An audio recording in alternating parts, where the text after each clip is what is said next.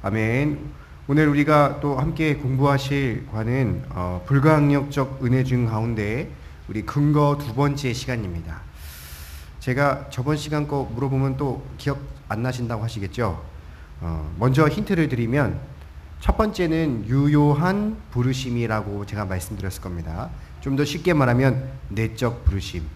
그 내적 부르심이 우리가 불가항력적 은혜인 바로 근거고, 두 번째가 거듭나게 하심이라고 배웠을 겁니다. 자, 제가 근데 오늘 이 말을 왜 먼저 하냐면요. 자, 3번과 4번, 5번 이 타이틀이 보이시죠? 굵은 거. 자, 한번 3번부터 한번 읽어보겠습니다. 타이틀만. 3번 시작. 하나님께서 우리에게 주신 신앙과 회개가 불가항력적인 은혜의 근거이다.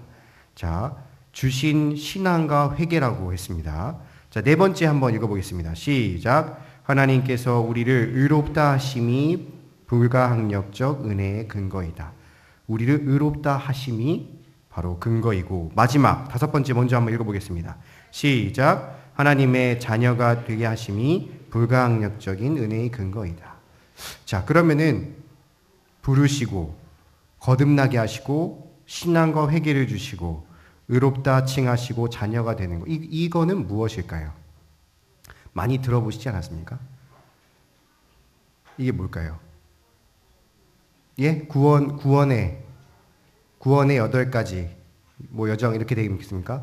성령의 역사죠. 성령의 역사할 때 가장 먼저가 첫 번째 뭐죠? 두 글자로 소명. 그게 유효한 부르심이고, 거듭나게 하시면 두 글자로 뭡니까? 중생. 그럼 오늘 우리가 보는 신앙과 회개는 두 글자로 회심. 그리고 네 번째 의롭다 칭하심, 칭의.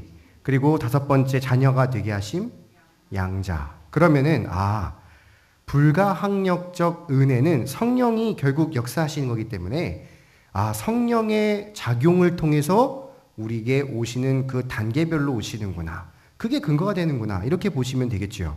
그러니까 유효하게 부르시는 걸 우리가 거부할 수 없고, 거듭나게 하셔서 새 사람 되게 하는 것도 거부할 수 없는데, 그렇다면 세 번째는 우리에게 신앙과 회개를 주심으로써 우리가 거부할 수 없는 불가항력적 은혜의 근거가 된다라고 먼저 시작해 보겠습니다. 세 번째 3번 한번 보겠습니다.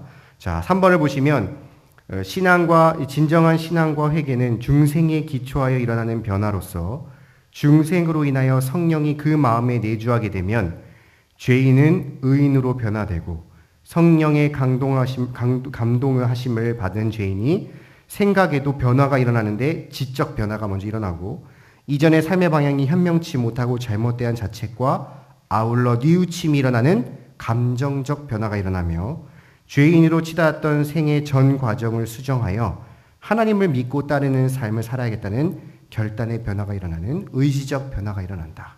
바로 이게 우리가 살아가는, 보통 우리 신자가 살아가는 그 단계 아니겠습니까?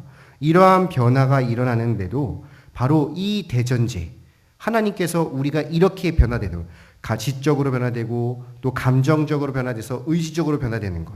그러니까 쉽게 말해서 인지하고 감정, 회개가 일어나며 결국 목적이 있는 삶을 사는 이 회개와 신앙을 주시는 것 또한 우리가 거부할 수 없다. 바로 그것이 이 불가항력적의 근거가 된다라고 볼 수 있는 것입니다. 왜냐면요, 밑에 보시면 바로 밑에 너희는, 성경 한번 제가 읽어보겠습니다. 에베소서 2장 8절에서 9절인데, 너희는 그 은혜를 인하여서 믿음으로 말미암아 구원을 받았으니 이것은 너희에게서 난 것이 아니요 하나님의 선물이라. 행위로 해서 난 것이 아니니 이는 누구든지 자랑하지 못하게 함이라 라고 하였습니다. 즉 신앙과 회개는 우리에게서 행위로 난 것이 아니라 하나님이 주신 선물이기 때문에, 바로 하나님의 거부할 수 없는 일방적인 사랑에 의한 선물이기 때문에 결코 거절할 수 없는 불가항력적 은혜의 근거가 된다는 것을 볼 수 있는 겁니다. 자, 그럼 네 번째 한번 볼까요? 네 번째, 의롭다 칭하심. 그렇다면 이 칭의는 무슨 뜻입니까? 우리가 죄인인데 의인으로 인정하는 것입니까? 중요한 단어가 나와야 되는데. 칭해 주는데 뭐가 반드시 들어가야 될까요? 그냥 개인적으로 칭해 주시는 겁니까? 법적으로 칭의해진 법적 선포가 들어가는 겁니다. 그러니까 죄인인 사람이 재판을 받았을 때에 그냥 내가 저 사람 개인적 친분이 있는데 저 사람 그냥 무죄 처리해 줄게. 개인적인 얘기가 아니라 재판관으로서 정확하게 저 사람 죄가 없다라고 법적 선포하는 것을 칭의라고 하죠.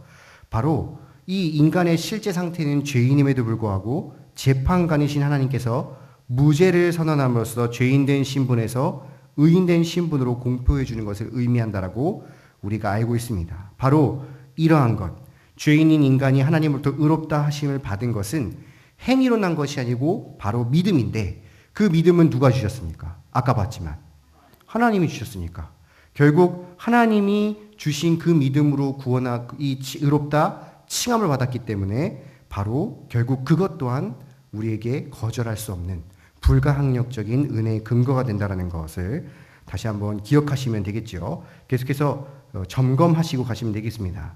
5번째 한번 볼까요? 하나님의 자녀되게 하심. 자, 하나님의 자녀가 되었다 함은 하나님의 가족으로 옮겨짐을 뜻한다고 했습니다. 그러니까 의롭다 칭함을 받은 것부터 무죄가 선언된 우리가 이제는 하나님의 양자가 되어서 자녀로서 행복을 누리게 되는데 그냥 말만 아버지, 어머니 하라는 것이 아니라 진짜 나중에 무엇까지 받을 수 있는 그 부모님의 유산까지 상속받을 수 있는 법적인 권리를 누릴 수 있는 자녀가 되는 것을 말하는 것입니다. 그러니까 이거 너무나 쉽지 않습니까? 여러분 그냥 우리가 인간적으로 따져봤을 때 여러분들이 만약에 입양하려고 할 때 그 아이가 입양하러 온 부모를 보고 저는 저 사람 가난해 보여서 저는 좀 들어가지 않겠습니다. 물론 그럴 수도 있겠죠. 하지만 우리가 그냥 일반적으로 봤을 때 고아원의 불쌍한 상태에 처해진 아이가 자기를 입양하러 온 것에 얼마나 감사하고 거절하지 않는 이유가 많지 않겠습니까? 마찬가지입니다. 하나님이 그 많은 유산과 정말 이 모든 것을 왕같이 지낼 수 있는 자녀로서 그 권리를 주시고 권세를 주신다는 것을 우리가 거절할 필요가 없다라는 거죠. 그러면 당연한 것입니다. 그래서 다음 장 보시면 우리가 이 은혜를 거절할 수 없는 더 큰 이유는 보이십니까? 가운데 2번째 패러그래프인데 우리가 이 은혜를 거절할 수 있는 더 큰 이유는 하나님께서 우리를 양자 삼으실 때 우리 쪽의 사정을 살피시고 우리의 의사를 타진하신 후에 그 의견을 반영하셔서 결정한 것이 아니라는 데 있다.